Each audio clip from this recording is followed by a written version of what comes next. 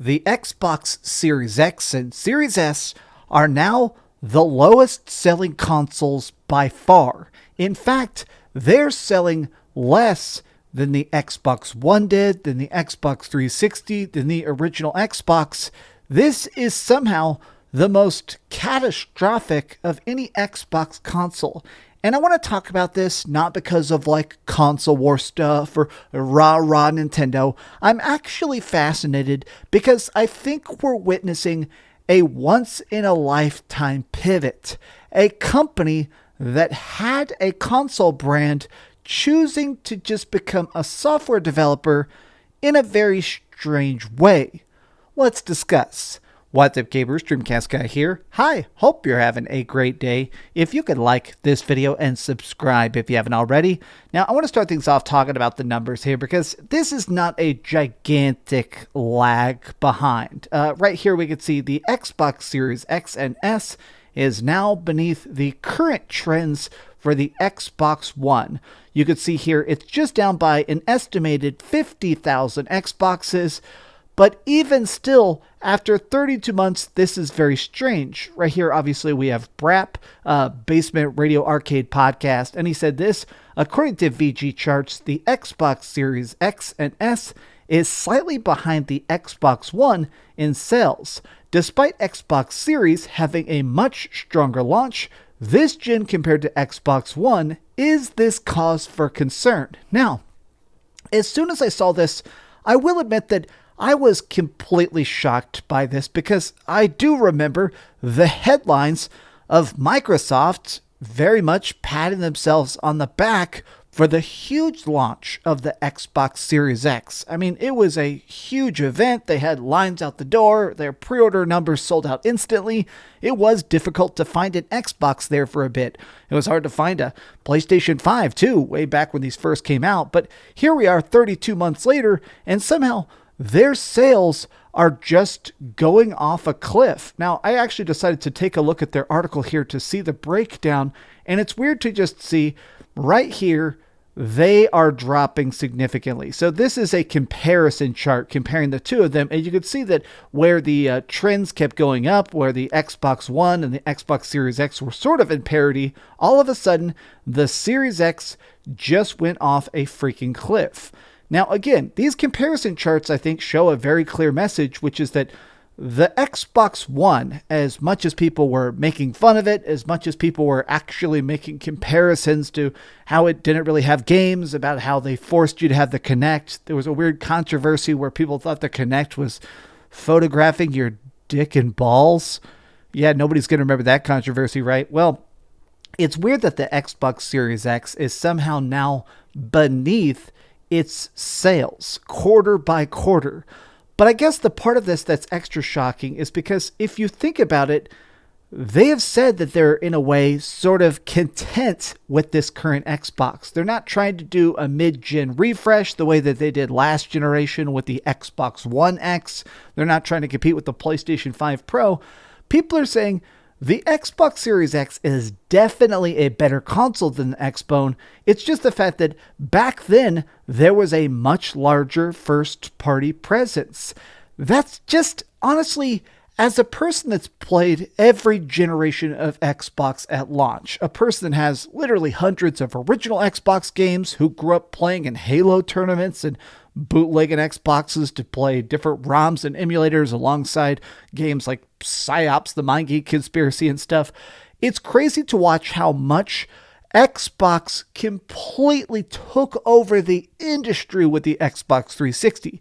If you guys weren't around in like 2006 to 2008, they absolutely dominated. And going into the Xbox One, they did have a very disastrous launch with their marketing being so focused on TV and streaming and just a bunch of gobbledygook. But alongside that bad marketing, the Xbox One undeniably did have games. It had Crackdown 3. It had Gears 5. It obviously had Forza games. It had all sorts of stuff that was coming out. And even if you didn't particularly like games like Recore and stuff that were coming out, you can't deny they had a lot more games than the Xbox Series X had. This is crazy to me because a lot of this talk of consoles don't matter, it is actually what they're trying to do now. People are saying that this is disastrous, that it's actually just the lack of must-have content. But I think a lot of us forget, according to Microsoft's own financials, Xbox Game Pass is making $250 million a quarter. Man, Xbox makes $250 million on Game Pass alone. God, that is kind of crazy to think about. $250 million on Xbox Game Pass. But I guess that's only half of the story. Xbox Game Pass is definitely what they're trying to do. Like this footage here is Xbox Game Pass for PC, but this is also kind of my point. PlayStation is putting games onto other spots. We're starting to see some PlayStation games eventually come to Steam, like Ratchet and Clank, Spider-Man, God of War, and those ports have been pretty good, other than The Last of Us, whereas it's undeniable that the ports we're getting from Microsoft are better and they're day and date. A lot of times their stuff is optimized, it's good, it's got instant controller support, it's all easy to install it and even preload it directly from the Xbox Game Pass for PC launcher. I think that in a way, this has started to become very detrimental to the idea of Xbox consoles. Now, people are going to debate as to whether that's a positive or a negative. A lot of people saying that Xbox is just simply giving up on the console market. They're now primarily looking to grow on PC, where I am now, and cloud. I hate that they did that. I loved my Xbox One X, and I was hoping for more on the console side.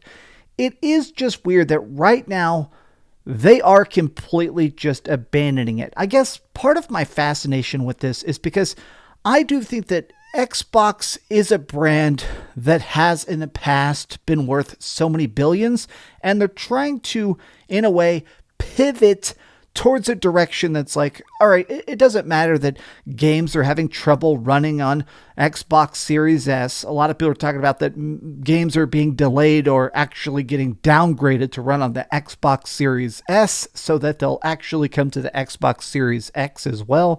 Like right now, I'm completely obsessed with Baldur's Gate, just like the rest of the internet. And we don't even have a release date. That's coming out on PlayStation 5 here in 2 weeks. It's already on PC and is one of the highest rated games ever. And we have no idea if it's coming out a year from now on the Xbox because of its technical limitations. I do think negative headlines of people saying, hey, it's time to kill the Xbox Series S. Like, this is Paul Tassi, the head video game writers of Forbes. This dude is the gamer journalist. This is like your most stereotypical gamer journalist. And he is saying, hey, it's time to kill the Xbox Series S. I mean, all the discussion about Redfall still being at 30 frames a second, the lack of content, the lack of games. I feel like the negative headlines around the Xbox console are starting to overshadow the few games we get. Hi-Fi Rush is great. People are buying it on Steam. People are loving it. But at this point, who's talking about it? Not to be rude to those developers, but seriously, right now, if you're actually trying to think of 5 games that are exclusive to the Xbox Series X, 99.9% of the planet can't do it. I can't do it. I mean, genuinely, Halo Infinite, Forza, Flight Simulator, Redfall, and Hi-Fi Rush. Man, okay, there's 5. But my problem is that how many of those are household names? How many of those are titles that you could put as a logo on the cover of a box for Xbox Series X, and it's going to make people want to purchase it? I guess Xbox has kind of put themselves into a strange corner where they're still profitable in a way. I mean, they're losing money, hundreds of millions of dollars, if not billions of dollars, but Microsoft has been very clear about the fact that Xbox has never been really profitable. It's just about having that extra gaming space. It's about owning extra launchers, owning extra hardware, having more retail space. I guess it's just strange to me to watch them give up on Xbox. I have an extremely good gaming PC that I keep upgrading more and more, and it's become my Xbox machine. I have an Xbox Series X, and it's freaking, quite frankly, covered in dust. Look at this. This is my Xbox controller. It doesn't even have batteries in it. I don't even freaking use it. Whenever I'm playing stuff, I just use this crappy Xbox 360 controller. We're genuinely at a point where when it comes to Xbox, there is no excitement from the general consumers, and the sales definitely reflect that. And I'm not sure how they can come back. I'm not sure they want to come back. And I guess I'm curious to see how that shakes out in the long run. But tell me your thoughts in the comments down below. This is not an attack on Xbox, and if you only have an Xbox Series X, which I don't think is very many people out there, props to you guys. Enjoy your third-party games, have fun, pop some achievements, have your blast. Enjoy Game Pass, especially Sea of Stars, that's about to come out on Xbox Series X, Series S, and obviously the PlayStation 5. I'm going to play the heck out of that, but as it stands, my skepticism towards the future of Xbox grows. Starfield needs to be amazing. Starfield needs to remind people that even though it's 30 frames a second and probably going to be glitchy as hell, Bethesda is at home on Xbox. Okay, well, these have just been some off-the-cuff thoughts. I'm going to be at QuakeCon for the next couple days, so probably no videos from me. If you're at QuakeCon and you want to hang out, well, just keep an eye out for me. I'll be wearing this dumb hat. You can come up and tell me about Xbox rules or something. Or tell me you love your favorite Nintendo games. I don't know, whatever. We'll play some stuff. Have a good day. And please like this video, subscribe, and keep dreaming. Thanks so much for watching that video. If you want to see something else, you can always click this link to see what I put up last, or, subscribe and see what's coming up next. Also, I promise that whatever I do, it'll try not to suck.